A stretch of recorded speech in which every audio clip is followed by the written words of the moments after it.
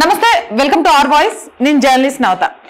Valentine day చాలా గొప్పగా celebrate చేసుకుంటున్న ప్రేమికులందరికీ సోషల్ మీడియాలో నాకు దొరికిన ఒక పోస్ట్ని ఆధారంగా ఈ వీడియో చేస్తూ కొన్ని విషయాలు చెప్పాలనుకుంటున్నా. ప్రేమికుల దినోత్సవం అంటే 365 రోజులు లేని ప్రేమ ఈ ఒక్క రోజే దినోత్సవం చేసుకోవడం వల్ల వస్తుందా?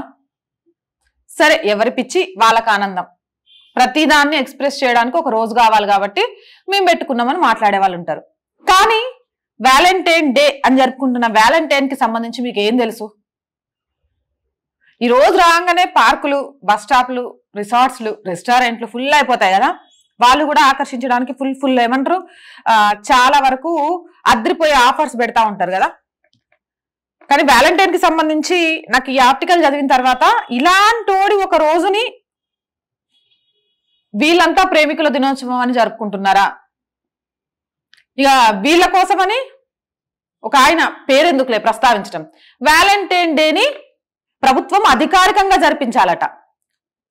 ఏ పేరెంట్స్ దగ్గరికైనా వెళ్ళి ఆ మాట చెప్తే లాగి లంపకాయ కొట్టి మాట్లాడతారు. అదేంది ప్రేమించడమే తప్పు అన్నట్టు మాట్లాడుతున్నారంటే ప్రతిదానికి కూడా కొన్ని లిమిట్స్ ఉంటాయి.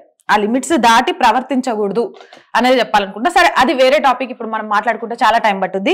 వ్యాలంటైన్ గురించి మనం మాట్లాడుకుందాం. తల్లిని ప్రేమించలేని వ్యాలంటైన్ పేరుతో ప్రేమికుల దినోత్సవమా? ఈయన ఎంత క్రూరుడో చెప్తా చూడండి. వ్యాలంటైన్ అనే ఆయన ఒక డాక్టర్, వైద్యుడు, అలాగే క్రైస్తవ మతం, ఒక మతానికి సంబంధించిన పిచ్చి ఉన్న వ్యక్తి. అంటే ఆ మతాన్ని గుడ్డిగా నమ్ముతాడు. ఆ మతంలోకి మిగిలిన వాళ్ళందరూ రావాలంటారు. ఈ మధ్యకాలంలో ఒక విదేశీ దేశంలో జరిగింది, గుర్తుందా? మీరు ఆకలితో అలమటించి మలమలా మాడి చచ్చిపోతే దేవుణ్ణి చేరుకుంటారు అని పసిపిల్లలతో సహా చాలా మంది, దరిదాపు 400కు పైగా శవాలు తవ్వుతున్నా కొద్ది బయటపడ్డాయి. అక్కడ ఒక మత పిచ్చిగాడు ఉండే కదా, అలాంటి మత పిచ్చిగాడే ఈ వ్యాలంటైన్ కూడా అట. తన దగ్గరికి వచ్చే రోగులు తను నమ్మే మతంలోకి మారకపోతే వైద్యం కూడా చేసేవాడు కాదు. తను ఏ మతాన్ని అయితే పిచ్చిగా ఏమంటారు మార్చుకున్నాడో, వైద్యుడు అంటే భగవంతుడితో సమానం. కుల మతాలకు అతీతంగా వైద్యం చేయాలి. ఒక ప్రాణాన్ని దేవుడు పోస్తే ఆ ప్రాణాన్ని కాపాడడానికి చివరి నిమిషం దాకా వైద్యుడు పోరాడాలి. కానీ ఈయన ఎంత గొప్పోడు తెలుసా?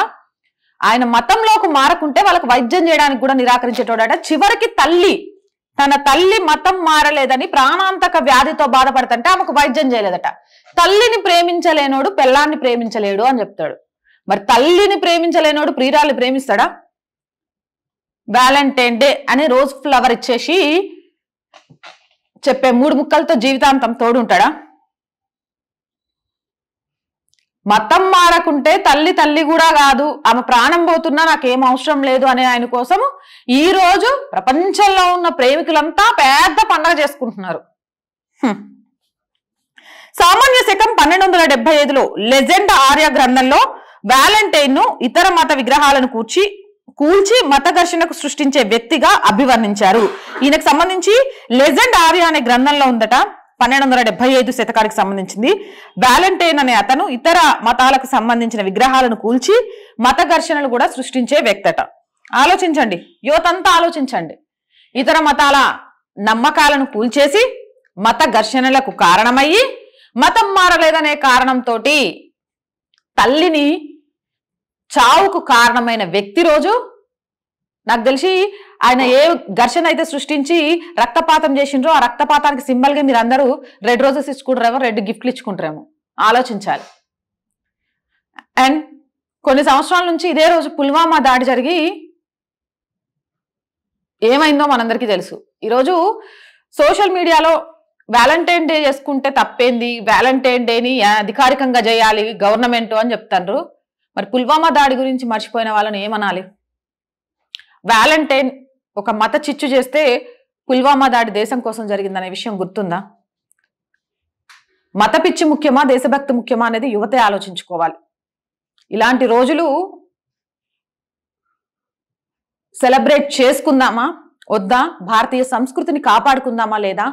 మనం దేశం వైపు నిలబడదామా, మత పిచ్చి వైపు అడుగులు వేద్దామా అనేది మీ విజ్ఞతకే వదిలేస్తున్నా. సో ఇదనమాట వ్యాలంటైన్ కి సంబంధించి సోషల్ మీడియాలో నడుస్తున్న ఒక చర్చ. ఈ చర్చకు ఎవరి ఆమోదం తెలిపినా, కింద ఎలాంటి కామెంట్లు పెట్టినా వాస్తవాలను మీకు అందించాలనేదే నా ప్రయత్నం. ఇలాంటి మోర్ వీడియోస్ కోసం మన ఛానల్ వెంటనే సబ్స్క్రైబ్ చేయండి. వీడియో నచ్చిందా లైక్ చేయండి, షేర్ చేయండి.